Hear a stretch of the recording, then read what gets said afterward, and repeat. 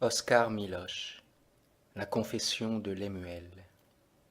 Entre l'homme et le cœur. L'homme. Quand je mesure ce chemin parcouru, moi, vert sous le plancher, quel amour et quelle pitié me saisissent le cœur pour les frères soleil dans la nuit. Et pourtant eux aussi ils sont de ce monde-ci, d'ici. Oh, permets que je regarde enfin plus loin, bien plus loin, en moi-même. Ah, je le sais bien. Toi tu sais ce qu'il y a là. Et comment n'aurais-je pas honte? D'abord, une ferveur de réunir les séparés, une angoisse de marier le feu et l'eau. Plus tard, l'immense adieu de l'époux à l'épouse, une division des deux belles clartés du jour et de la nuit. Certes, c'est peu. Mais réponds-moi, qui parmi tes enfants, qui donc, depuis l'instant où tu te reconnus dans les traits d'une vierge, comme en un sommeil d'eau, a jamais eu besoin, comme moi, pour lire en son esprit, de la lumière de la femme? Qui, ô heureux, qui veut que l'on pardonne? Qui? Et cela de toi, mauvais, qui ne venais pas, ma colère, la pourchasser avec les maigres chiens courants du gémissement de luxure. Mais, là encore, une pitié de père. Ô père, se déchirant en moi, obscur, s'abattait comme glace d'été sur ma noire chaleur. De sorte que dans cette vie, la mienne, comme dans le labour océanique, parmi les sillons de montagne, tout ne fut que tourment, amertume et stérilité. Mais toi qui sais, comment pouvais-je savoir, moi, qui étais comme le frémissement sacré du pan douloureux et beau de midi, que cela que j'attendais du dehors me viendrait de moi-même, et, feu conscient de sa route, pur, joyeux et puissant comme l'âme de l'or, soudain s'arrêterait comme sur Josué pour toucher d'un regard omniscient d'épouse la vue intérieure. Là, entre les sourcils,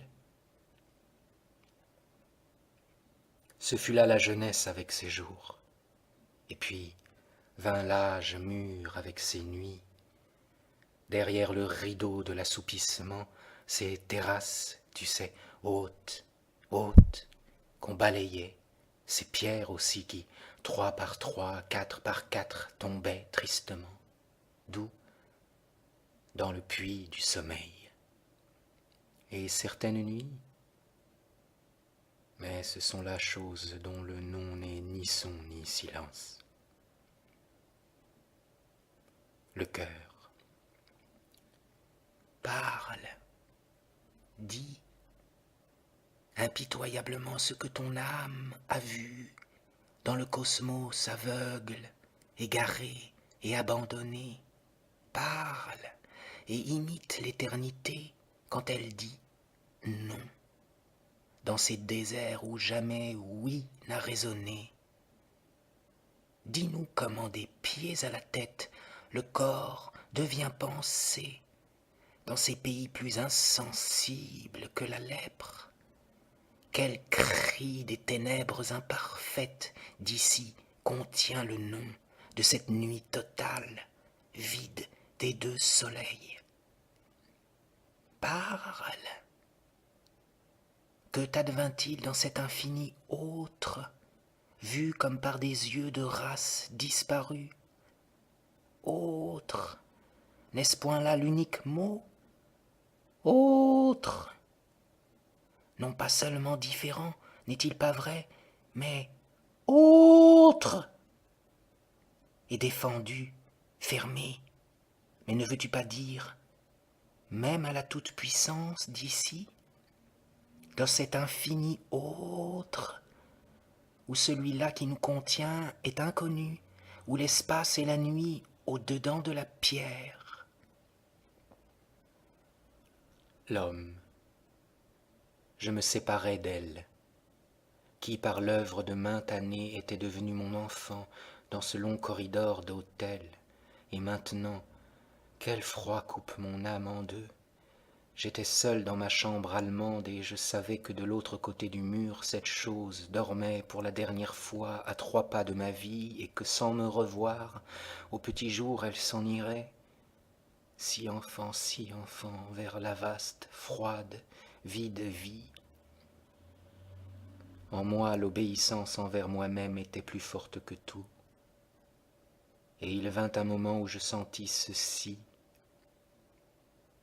Une soudaine immensité, inexprimable, différente, séparée, m'aspira dans un univers où le oui n'avait plus de sens. Pays fermé à nos vivants et à nos morts, tout était pénétré d'une autre éternité, d'une autre nécessité, d'un autre Dieu.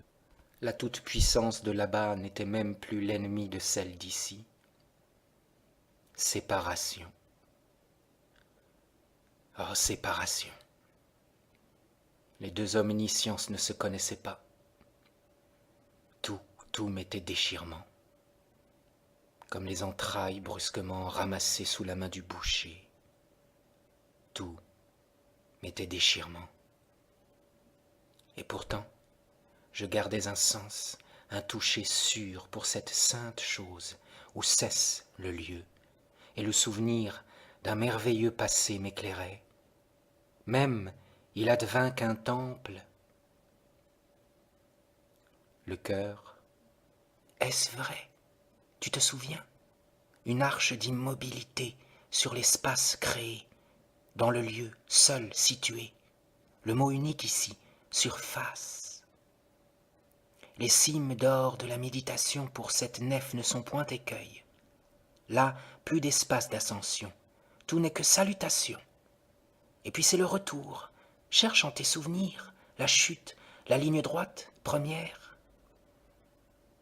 L'homme, tout en pierre de compassion, porté par un nuage de voix, je ne sais où, suspendu tout en haut, dans le rien désiré, inaccessible au vol immobile, cruel, muet, des noirs, vides, féroces espaces, et je tombais et oubliais. Puis, tout à coup, me ressouvins. De la vie à la vie, quel chemin? Je crois bien que c'est tout. Non, il y a les hommes. Tout le drame du peuple élu s'est joué dans ce cœur profond. Ils ne savent pas ce qu'ils font. Ils ne le savent plus. Tu les hais, donc? Je les ai fort longtemps haïs, vieux cœur de voyageurs et dans tous les pays. Cependant, certains jours, et c'est là un de ces souvenirs qui ne sont plus mesure du temps, et que l'on aime, non point pour leur trésor de jour, mais pour eux-mêmes. Je me laissais porter par une vague humaine au sommet d'une tour. C'était juillet, c'était midi, juillet. Il faisait chaud comme aux sources du sang. Vivre était comme un très vieux vin de sucre au chevet d'un convalescent. Dans l'immobilité de l'air, le feu laissait tomber l'or de sa lourde haleine.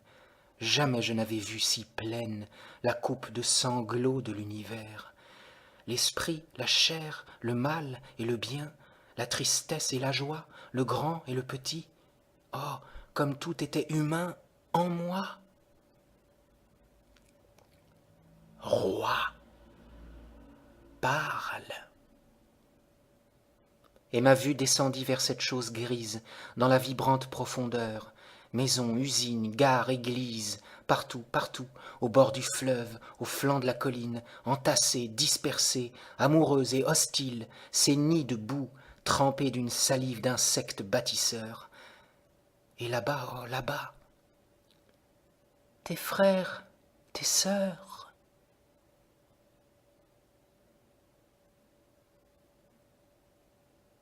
Alors, dans un éclair de lance dans le flanc percé, je compris tout.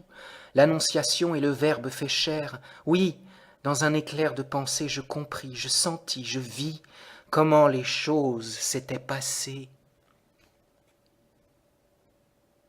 Maintenant, les 3 années de renoncement après les 40 ans d'attente tirent à leur fin. Je comprends, je sens enfin que je sais, que j'ai toujours su, et qu'il est ici même une certaine manière de tout connaître. J'ai fermé ma vue et mon cœur.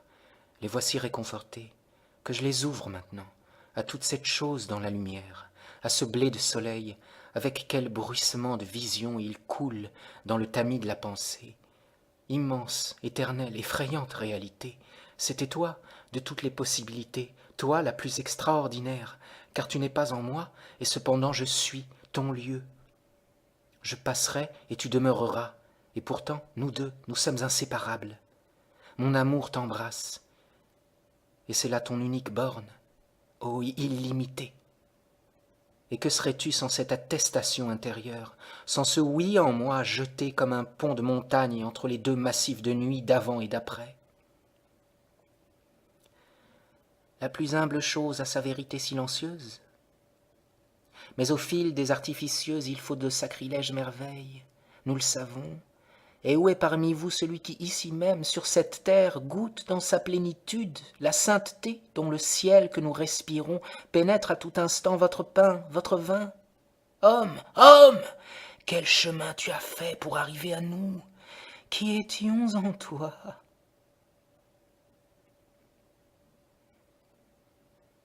Oh, merveilleux, merveilleux, penchez sur moi, car je sais, je sens que vous vous inclinez vers moi pour chuchoter. Votre chuchotement est celui de merveilleux tendrement penché, tandis que sur moi vous vous penchez, dans un chuchotement merveilleux, tandis qu'autour de moi vous chuchotez, de la sorte, dans un frémissement d'élytres, ô merveilleux.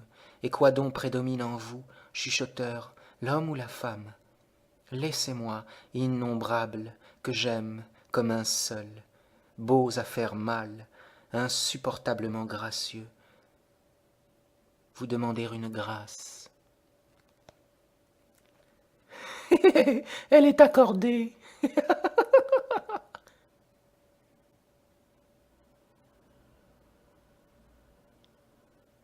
De longues, longues, puissantes années, et un immense amour, semblable au vôtre, ici même déjà comme vous autres, et une action, une noble, une haute action, pacificatrice, purificatrice, comme la vôtre, ici même, rieur, pleureur, comme la vôtre.